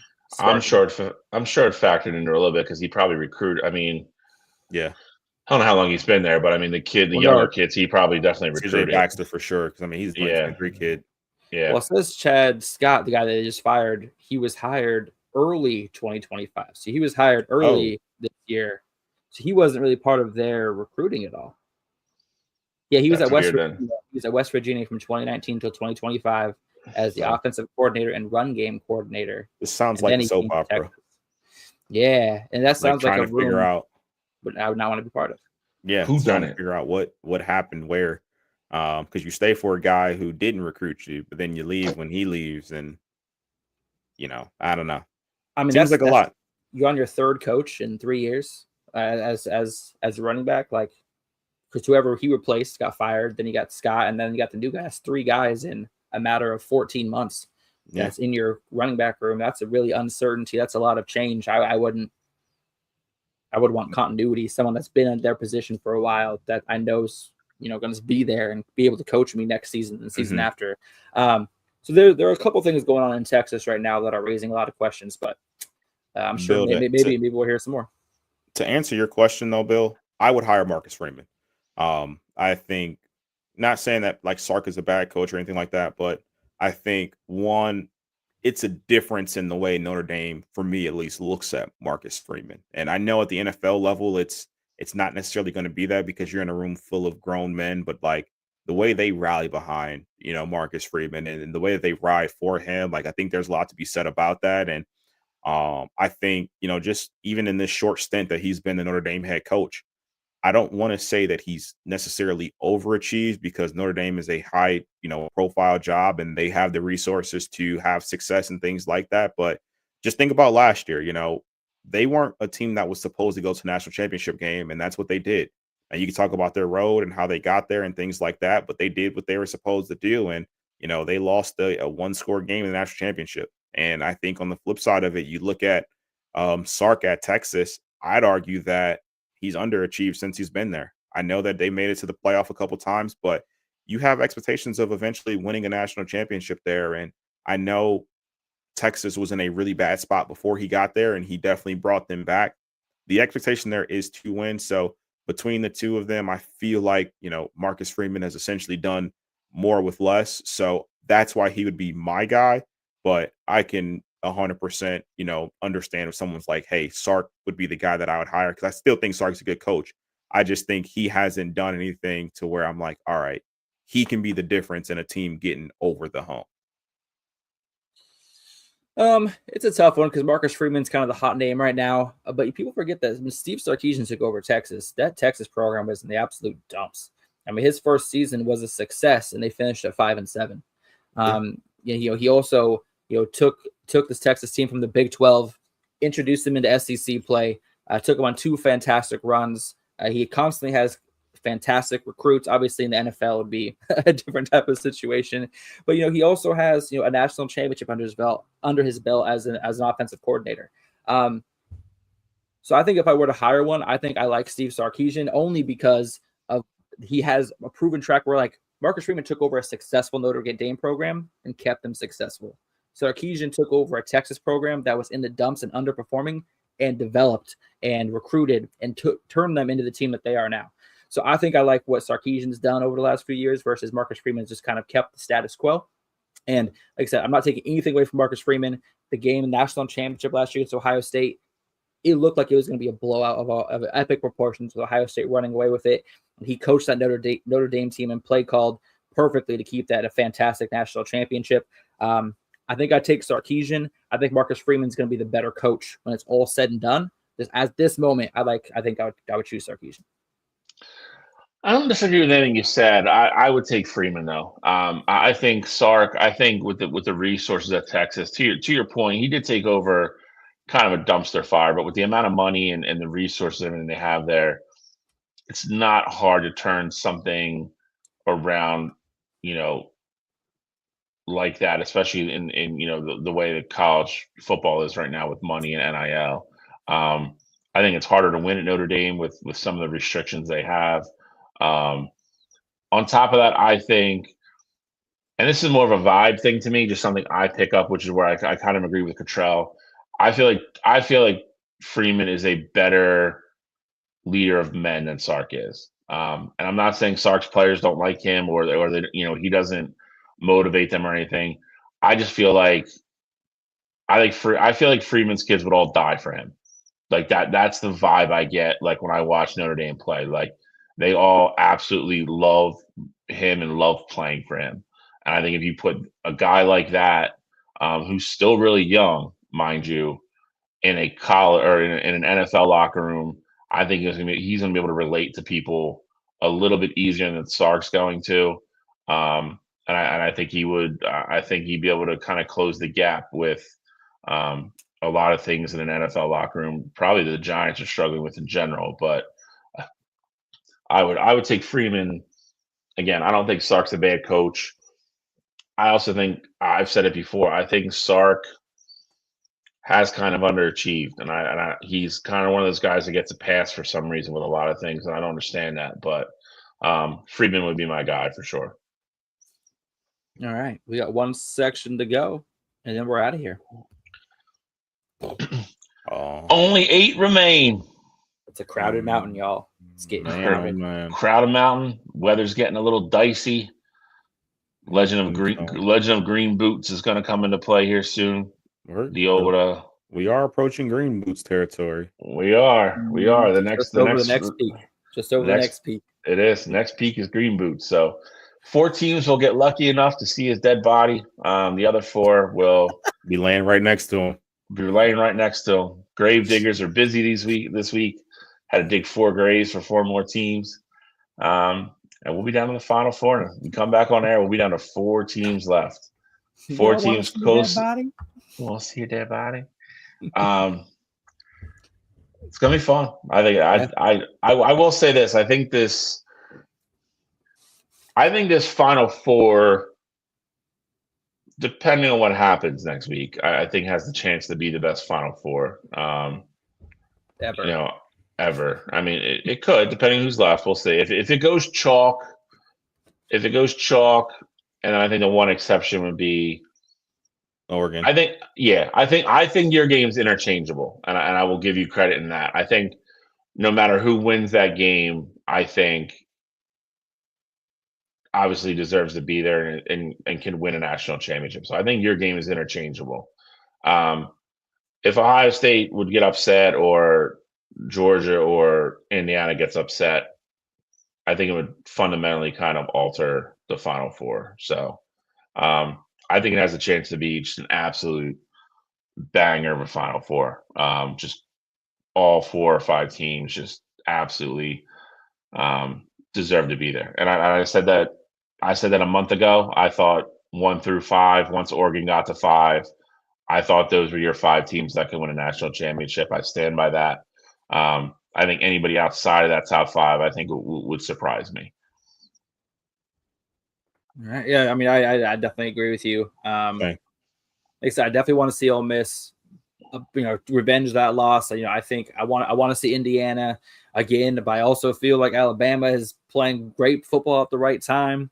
And then Miami's defense, you don't know what their offense is going to do. I think our round of 8 has a lot of question marks and a lot of possible outcomes that could happen that are not far-fetched at all. So I'm excited to see which teams get through the gauntlet New Year's Eve and New Year's Day. And I'm excited to be back here next Saturday, same time, same place, and talking, recapping them and going over our semifinal matchups. Is your Ole Miss love going to carry over for them next year, or is it strictly because Kiffin was there this year? Like, because I can't listen to you talk about LSU like this next year. I can't do it. Oh no, I can't do that. I won't do that. I won't do that. No, I'm Ole Miss is my SEC team. Like if I'm forced to watch the SEC and Ole Miss is on, that's the game I'm watching for sure. But no, I won't. I can't like LSU ever. Though I am worried about them next year with Lane Kiffin as the head coach. Like I think they could make some serious noise. But no, I'll never be a Tiger fan. Bro, your love for Lane Kiffin is just wild to me. Hey man, someone's gotta love the guy. No, you don't. Some people do not deserve to be loved with the way they do things. All right. Well, I think we're done for this week, boys. I think Cottrell, anything, bud? I got nothing. I'll let you guys talk about the Lane Kiffin debacle and Alex's just fantasy land of Lane Kiffin going to LSU and turning them around immediately. I'll let you guys have that. That's another show for next year. Alex is like that guy that has like a crush on somebody. No matter what you tell him he did, they just be like, "No, that's like he's misunderstood." You'd be like, "Alex, like that guy like beats women." Hey, like, no, look, I told Alex that Lane was going to LSU in October. I know. I don't know. I feel like you've unblinded love for the guy. You'd be like, no, they fell down. He didn't do that. Like, has he ever beaten a dog? I don't know. Maybe that's why he doesn't bring the dog to LSU. Yeah, he's not allowed to. He steals grocery baskets. I'll tell you that much. That's true. I can't get behind that. That's just dumb. I hope they let Mike the Tiger eat him. That's what I hope. Jesus. All right, we're getting out of here. That's the show, y'all. All right, gents. Next week we'll see you. Hey, listen. Good luck to both of you. I got no dog in the fight. I got no horse in the race. So I'm pulling Big Ten across the board, however that may be. So good luck to both you gentlemen. I hope you both have a good New Year's. Hope everybody had a good Christmas. We did not do Christmas cheer last week. I realized when we got off the air. It's all good. It's college football playoff season. Who cares about Christmas? True. Who cares about Santa? But I wish you guys both good luck, and we will see where the chips may fall. And we'll be back next Saturday. So we are out of here. See you, boys.